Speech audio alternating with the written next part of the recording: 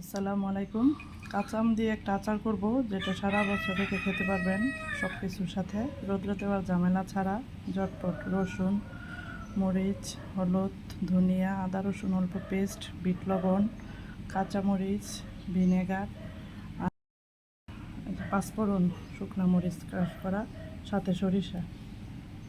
দেখতে থাকুন।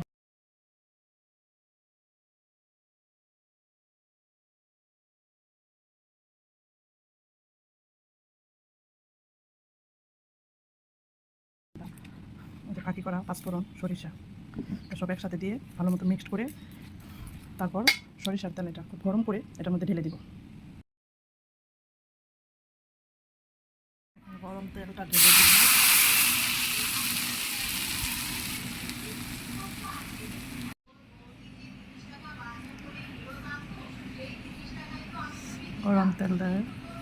গরম তেল দিয়ে দিলাম।